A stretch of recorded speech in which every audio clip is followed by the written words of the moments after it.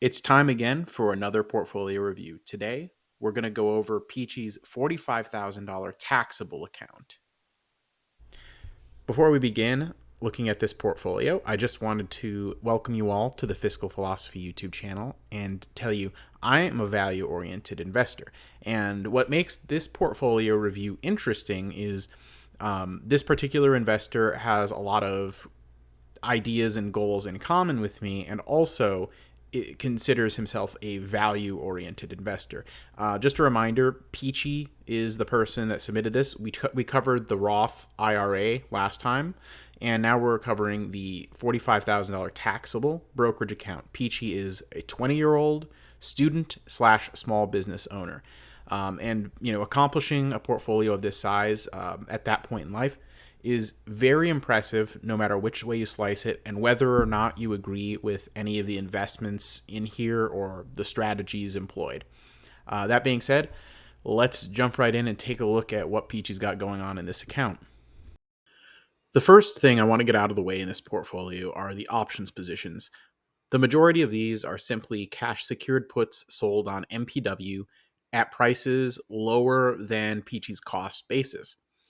If you have a large position in a stock and believe the price is well below fundamental value, selling cash secured puts at lower prices can be a way to collect premium and slowly average down while waiting for the price to recover. However, if the stock price falls precipitously, you can end up paying more than current price at the time of execution. But I actually personally use this strategy, and I personally like it for my purposes. So I have to agree that this is the way to go if you really have high conviction in MPW. Now, digging into the stock positions, starting alphabetically with the letter A, we have Arbor Realty Trust. And this was represented pretty heavily in the Roth IRA, from what I recall. I think I liked that a little better than this just because of the tax advantages of the Roth IRA, allowing that income to be collected tax free and reinvested into this or other things. American Tower is also a REIT. With the recent pullback, I think it could be an interesting value at the moment, especially if you believe in the long term of cell towers and cellular technology as a whole. Third up, there's Amazon. Now, of course, with Amazon, I've had a hard time finding the value. That's just for me. I think it's watch listed on my watch list at around $75, but I certainly see the case for maybe valuing it at anything under 100 being a solid value for the stock if you're a value oriented investor. It just depends on what kind of assumptions you're making about their future earnings. Ares Capital, of course, is one of the best BDCs in the business, and I think it's, definitely a solid thing to hold. It's not a big position here, so not a lot of weight either way. Amex, I wouldn't mind seeing that stake grow a bit. It's a Warren Buffett favorite and caters to a high class clientele, so pretty resistant to things like recessions and so forth. It's a status symbol. It's sort of like owning a Ferrari. If you have an Amex Centurion card, you probably don't really care what the economy is doing. You're going to live your lifestyle either way. Starting off the B's and C's, we have Baba. This is Alibaba. This is a pretty decent little position in the portfolio. The cost basis is about $88. It's a bit more than what I paid, but I do think that that's less than the intrinsic value. Of course, any investing in Chinese companies is going to be a little controversial on here. I routinely get comments that Baba's a scam company. Um, I don't believe that myself, so I, of course, have a position in that as well. Not familiar enough with bearings to really give an opinion on that one. Next up, we have BTI. I also have a position in this. In this portfolio, it's rather small, but I do think that the foreign tobacco market does have some opportunities for growth as many developing markets get higher disposable income. With regards to Burford Capital Limited, I wouldn't say that I know quite enough to be able to offer much insight with that. Citigroup is, of course, a pretty solid big bank. I believe it's shared by Berkshire, and I have a small position in my SCHD Destroyer portfolio. Canopy Growth Corporation, again, I don't know much about that, so I won't offer too much commentary there. Cisco Systems is, of course, the networking technology company. They sell a lot of like routers and things like that. I think networking is going to exist for a while, and I don't disagree with having a small position in that. Capital Southwest Corp, don't know much about them specifically. CVS, I share the optimism on this, and I find it to be quite a robust healthcare company and probably undervalued right now. They also own Aetna, which is very impressive. And of course, there's Chevron here at the end of the C's, which this position was shared by Berkshire. And, it's a small position in this portfolio, and I don't necessarily think it's bad. Moseying down to the D's and E's, we have Discover Financial Services. I think this company is very undervalued at the moment, and I definitely agree with the sizable chunk that Peachy has in this one. Well done, Peachy. Disney, I think, is also pretty undervalued at the moment, but this is a super small position, so it doesn't really carry too much weight in this portfolio. Duke Energy, I haven't really closely looked at them or a lot of other energy stocks, so not really too concerned about that one. Eagle Bulk Shipping Inc. Honestly, I don't necessarily like businesses that move goods and services as investments because there's a lot of external macro factors and cyclical factors that are extremely hard to predict and make them extremely vulnerable. It would have to be extremely cheap for me to really be interested. Enphase, again, I'm not too much into a lot of energy stocks, so I don't know enough about them. Next, with the F's and G's, I don't know too much about Primus Financial, Federal Realty, or Fujifilm, so I won't say much about that. Global Medical REIT, I think since I'm a healthcare bull and a lot of REITs are getting hit right now, could be an interesting chance to scoop some value, so won't argue with a few shares of that. Groupon, now, this is an interesting one because it looks to me like their earnings and free cash flow have been negative for 3 years running. However, Peachy is up in the position and got it relatively cheap, but it makes me think that maybe this is some kind of either turnaround thing or some kind of a swing trade and not really necessarily a long-term hold. As we mosey on down through this list, I also want to remind you that if you would like your portfolio to be featured on the channel, make sure that you're subscribing to the channel and also joining us on Discord. I'm getting these portfolios from my Discord members, and the link to that Discord is in the description, so join us on there. For H through L, first we have Hess Midstream Limited Partnership. These master limited partnership energy companies, again, they're not something that's my preference, but for a small position, it seems like it's possibly okay, especially if there's an income focus. Innovative Industrial Properties, I believe that's another REIT. It's a small position. Again, no problems there. JD Inc. is another Chinese company. So, like Alibaba, a lot of people will have something to say about this position. I personally don't take any issue with having Chinese companies in the portfolio. JP Morgan Chase is one of the biggest of the big banks, and I have a small amount in my SCHD Destroyer. This is a tiny position, barely even rates, to be honest. And I don't know much about Lamar or Cheniere Energy, but LTC Properties is a REIT that I'm somewhat familiar with. They invest in a lot of long-term care facilities, and with the aging population, I think that it's reasonable to assume demand for those properties will probably increase over the long run. Out of everything in this portfolio, I would say I'm probably most excited about the M's. Main Street Capital Corporation is in my SCHD Destroyer. It's a really small position in this value portfolio. After a recent share price pullback, I think it could be a good opportunity in that company.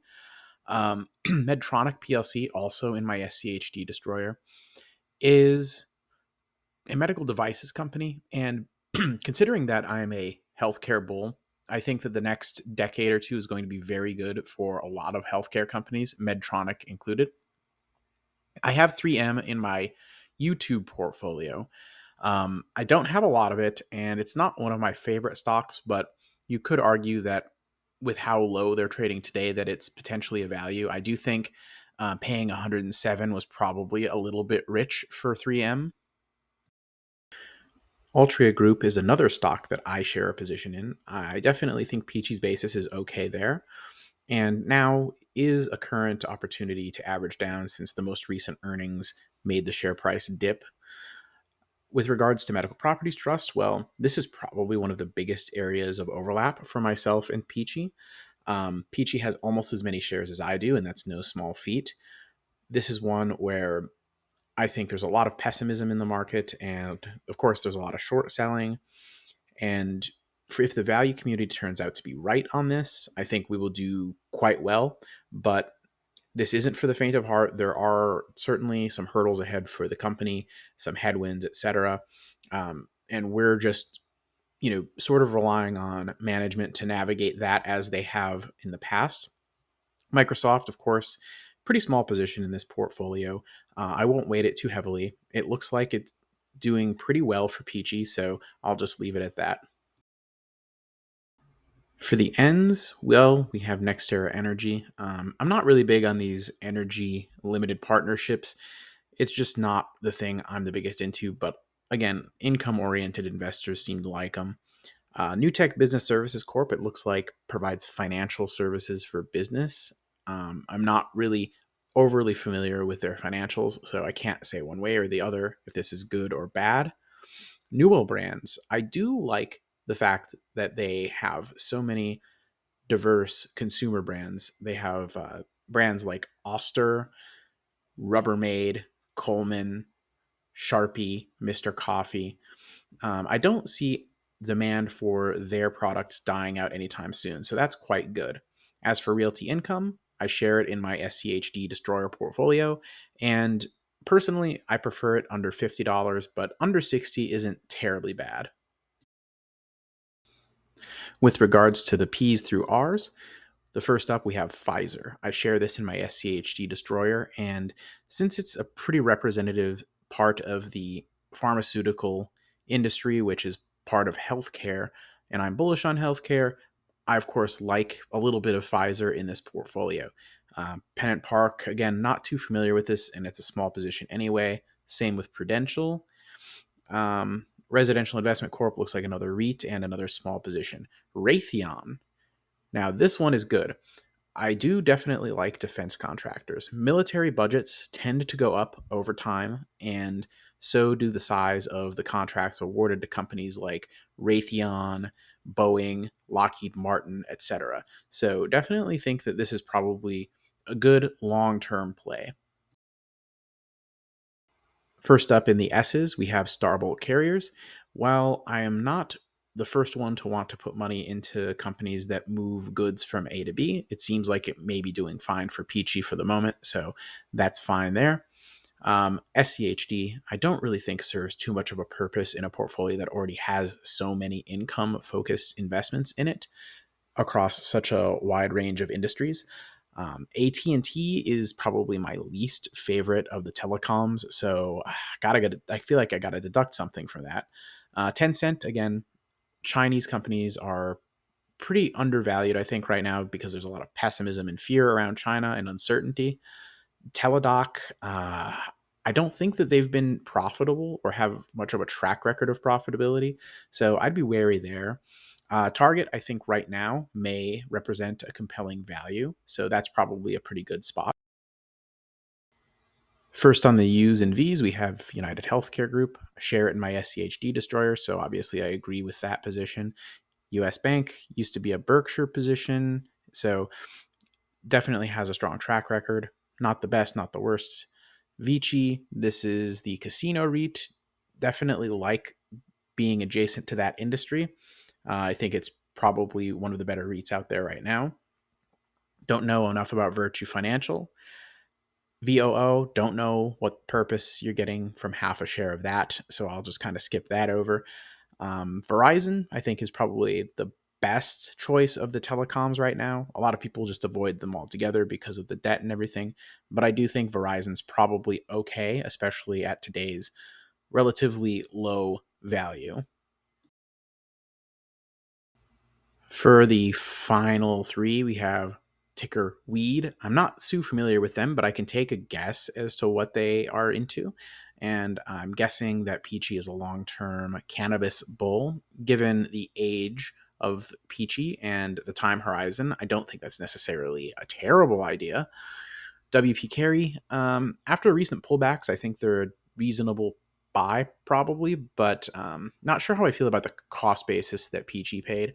And once again, ZIM, I have to say, I think this one was a blunder. Peachy actually agreed with me after the Roth video on that. So we're going to move along to our score now.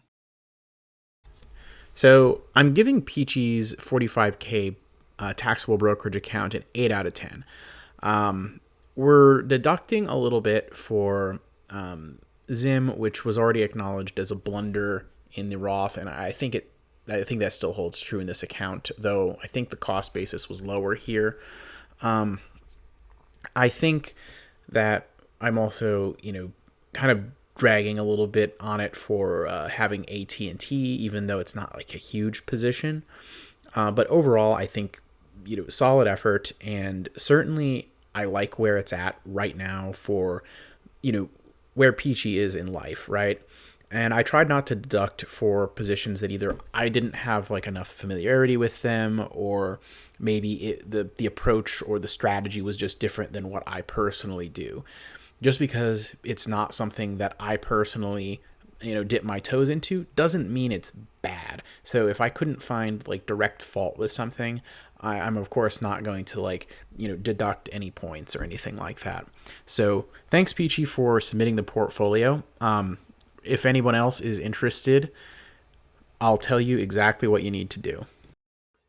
Like the video, subscribe to the channel, join us on Discord, link in the description. If you want to have your portfolio featured, please reach out to us on there and comment below with what you would rate Peachy's portfolio. Take it easy, everyone.